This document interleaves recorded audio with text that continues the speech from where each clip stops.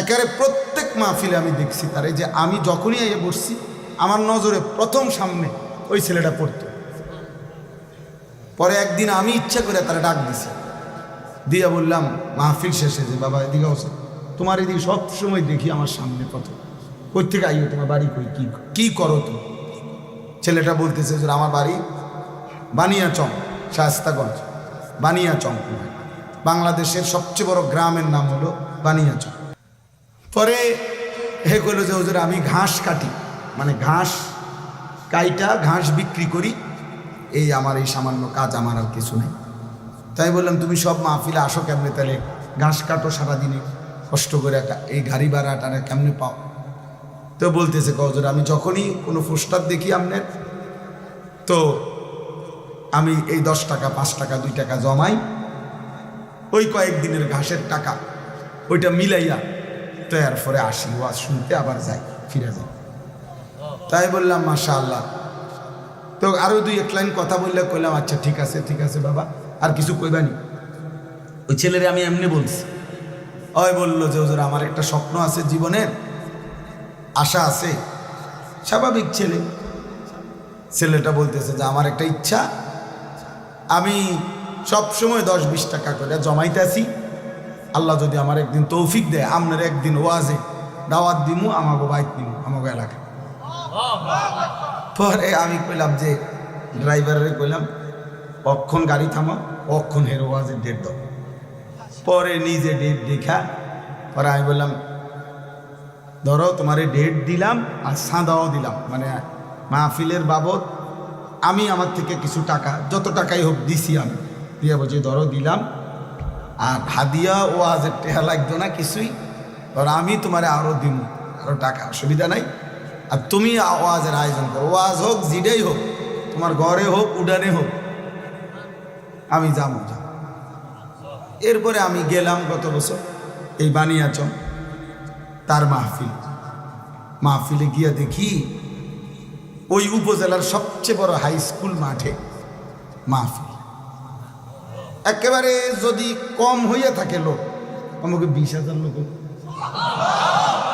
মানে আমি সত্যি করে বলতেছি, স্টেজের মধ্যে যদি আলেম কম হইয়া থাকে 3 থেকে 400 আলেম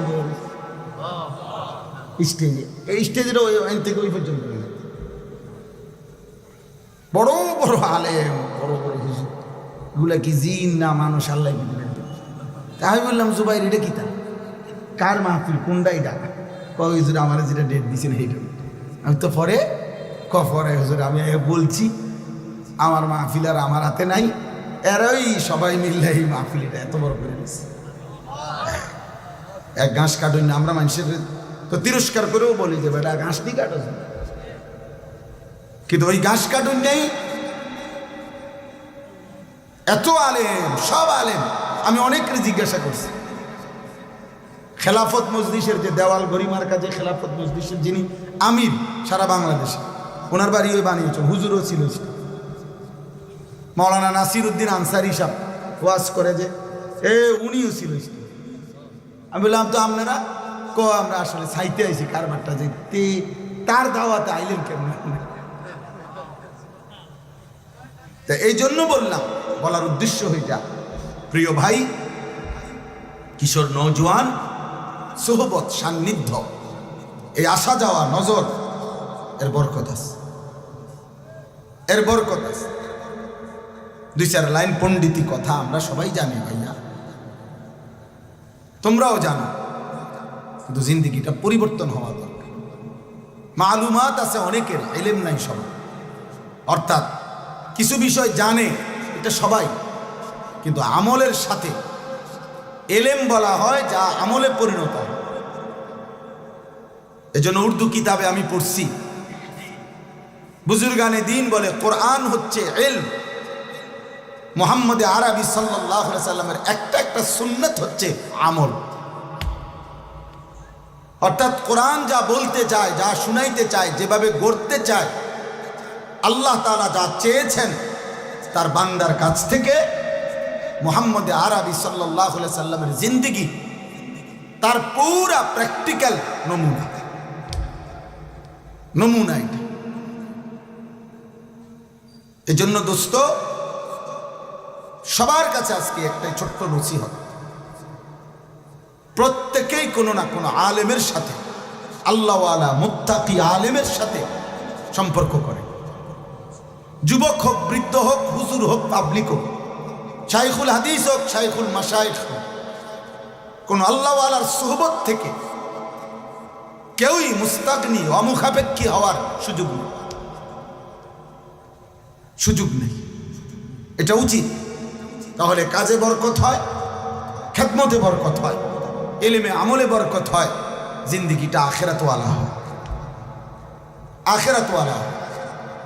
কোরআনুল কারীমের মধ্যে আছে, আল্লাহ তাআলা বলছেন, আল আখিল্লাউ ইয়াওমাইদিন বা'দুহুম লিবা'দিন আদুউন ইল্লাল মুত্তাকিন।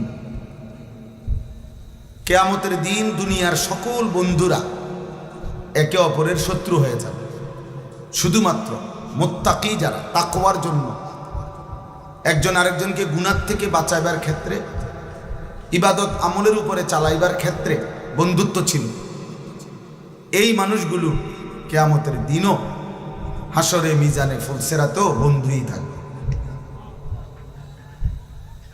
কোরআন শরীফের আয়াত। কোরআনুল কারীমের মধ্যে আছে, আল্লাহ তাআলা বলছেন, অসৎ বন্ধুর কারণে, চরিত্রহীন বন্ধুর কারণে, নাফরমান বন্ধুর কারণে মানুষ হাসরের ময়দানে নিজের আঙ্গুল আফসুস করতে করতে দাঁত দিয়া কামড়াইতে থাকে।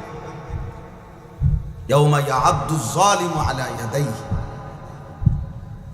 আল্লাহ বলেন, নাফরমান পাপী নিজের দাঁত দিয়ে আঙ্গুল কামড়াবে আর আফসুস করবে। কি করবে? বলবে, ইয়া লাইতানি লাম আত্তাখিজ ফুলানান খলিলা। হায় আফসুস, আমি যদি ওই অসৎ লোকটাকে বন্ধু না বানাইতাম, যে সকাল থেকে এত লম্বা সময় তার সাথে চললাম, অথচ সে একবারও বলল না যে দোস্ত আমরা দুজনেই মুসলমান, চলো না আমরা নামাজ পড়ি, একবারও মুখ দিয়ে আসবো। তাইলে এই অসৎ চরিত্রহীন বন্ধুর কারণে নাফরমান পাপী আঙ্গুল দাঁত দিয়া কামড়াবে, অসৎ সংখ্যা। ইকমালুস সিয়াম কিতাবের মধ্যে আছে, এই সোহবত, সান্নিধ্য, কোনো জায়গার মধ্যে যদি পায়খানা লাগে, একটু পায়খানাই লাগছে কোনখান থেকে, এটা দুর্গন্ধ শুধু ওই জায়গাটাতে না, বরং বাতাসের মধ্যে পর্যন্ত দুর্গন্ধ ছড়িয়ে যায়, ফলে অন্য মানুষ নাকে লাগে দুর্গন্ধ। মানুষ তখন বলে, কিরে এখানে কোথাও দুর্গন্ধ। বোঝা গেল দুর্গন্ধ এটা বাতাসকে পর্যন্ত পরিবর্তন করে ফেলছে। আবার কোথাও আতর থাকলে আতরের এই সুঘ্রাণ বাতাসের মধ্যে পর্যন্ত ছড়িয়ে পড়ে, ফলে মানুষের নাকে লাগে আতরের ঘ্রাণ। আতরের ঘ্রাণ নাকে লাগে, অথচ এইটা কোনো তার নাকে লাগায় না, এটা বাতাসের থেকে তার নাকে লাগছে। এই জন্য সোহবত, সান্নিধ্য, ভালো কিংবা মন্দ, এটা আবহাওয়ার মধ্যে পর্যন্ত আসর করে, প্রভাব বিস্তার করে। এই জন্য দোস্ত, এটা খুব জরুরি, সান্নিধ্য, আল্লাহওয়ালাদের সোহবত, নেককার মানুষের সামনে। আমাদের খুলনার হজরত, বাংলাদেশের একজন বড় বুজুর্গ, হজরত মৌলানা মুফতি নুরুল আমিন সাহেব, করাচি হজরত কুতবে আলম আরিফ বিল্লাহ হজরত মৌলানা শাহ হাকিম মোহাম্মদ আখতার রহমতুল্লাহ আলাই, উনার খলিফা। হজরত বলছেন, প্রত্যেকটা মুসলমানের উচিত কমপক্ষে নিজ নিজ মহল্লার ইমাম, মুয়াজ্জিন, যারা সত্যিকার তাকওয়ার সাথে আল্লাহর ঘরের খেদমত করে, নিঃসন্দেহে তারা আল্লাহওয়ালা। হজরত বলেন, ওই মহল্লার মানুষের উচিত ওনাদের সাথে হলেও ওনাদের সান্নিধ্য, সোহবত, সাহচর্য গ্রহণ করা, ওনাদের কাছে হলেও কিছুক্ষণ বসা। হোক তিনি ইমাম, সব হুজুর রে, সব আলেম রে, সব বক্তারে সবাই চিনতে হবে সারা বাংলাদেশ, এটা কোনো জরুরি। এটা কোনো জনপ্রিয়তা একটি ধোঁকা, জনপ্রিয়তা একদমই ধোঁকা। জনপ্রিয়তা ইতিপূর্বে অনেকের ছিল, এখন নাই। এখন যাদের আছে তাদেরও কয়দিন পরে থাকবে। অতএব জনপ্রিয়তা কিছুই, জনপ্রিয়তার দ্বারা বক্তারও ফায়দা হয় না, শ্রোতারও ফায়দা। আমারে মনে করেন 1 কোটি মানুষ চিনে, তো আমার কবরের আযাব মাফ তো আর কি লাভ? তা আমার জনপ্রিয়তা দিয়ে কি, আমার সবাই চিনছে তো বুঝলাম, তারপরে 10 কোটি মানুষ চিনলে আমার কবরের আযাব মাফ, তো লাভ হলো কি? তা আমি আর এই জনপ্রিয়তা দিয়ে কি করবো? ঘাস কাটবো? আবার দেখেন, আমারে চিনে, মনে করেন 1 কোটি মানুষ আমারে চিনে, এতে আমনের কি লাভ?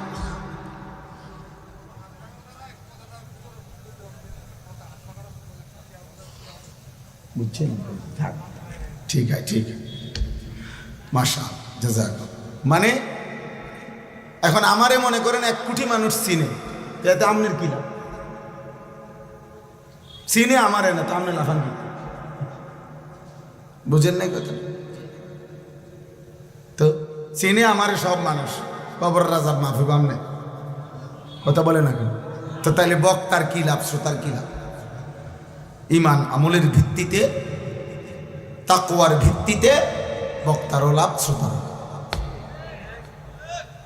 সেজদা দিলে আমারও লাভ, আপনাদেরও লাভ। গুনাহ থেকে বাঁচলে আমারও লাভ, আপনাদেরও লাভ। আল্লাহ তাআলার গোলামি হুকুমের উপরে থাকলে আমারও লাভ, আপনাদের। এজন্য আউলিয়ায়ে কেরাম, বুজুর্গানে দ্বীন সর্বযুগে যখন আল্লাহর কথা বলতেন, তো বলতেন উসিকুম ওয়া ইয়া, যে এই কথাগুলো আপনাদেরকেও বলছি, নিজেকেও বলছি। এই দিন, এই শরীয়ত, এই ইসলাম, এই কোরআন, এই সুন্নাহ, নবীজির তরিকা, সব আমার জন্য, আপনাদের জন্য নাকি? আমাদের সবার জন্য না? সবার জন্য। এই জন্য দোস্ত বললাম, আমার কথা হলো এই সুহবত, উলামায়ে কেরামের সান্নিধ্য, চোখের এই নজর, মানে শুধু চোখ বলতে এটার অর্থ হইল যে মানে চোখে চোখে আসা যাওয়া করা। যেন এই পরিমাণ একজন আলেমের কাছে, তোমরা কিশোর যুবক, তোমাদেরকে বলি ভাই, এই পরিমাণ কোনো আলেমে দ্বীনের কাছে আসা যাওয়া করবা, দেখা সাক্ষাৎ হলো, কথা শুনলা, একটা কথা শুনলা, যেন তোমারে দেখলেই চিনে, দেখলেই চিনে। এই দেখার দ্বারা, চিনার দ্বারা, এই নজরের বরকতে ইনশাআল্লাহ ধীরে ধীরে তোমার মধ্যে আমলের জজবা আসবে, গুনাহ ছেড়ে দেওয়ার মানসিকতা আসবে। হঠাৎ সবার সাথে শূন্য চলে গেল, আর কোনো দিন কোনো আলেম, ইমাম, দিনদার কারোর সাথে কোনো সম্পর্ক নাই, আবার ওই গুনার পরিবেশ, আবার ওই বন্ধুদের আড্ডা, মোবাইলের আড্ডায়, তো আবার এলোমেলো হয়ে যায়। এজন্য একজন আলেমের সাথে আমার শায়েখ আল্লামা মুফতি মুশতাকুর নবী কাসেমি হযরত এটা বলে সবসময়, যে কোনো একজন আলেমের সাথে কমপক্ষে এভাবে সম্পর্ক রাখা উচিত যেন হাসরের ময়দানে উনি দেখলে আমাদের চিনে। এই পরিমাণ আসা যাওয়া করছে, যেন লক্ষ মানুষের সামনে ভিড়ে থাকলেও এই যে আমার পরিচিত, আমার মহব্বতের এনেছি।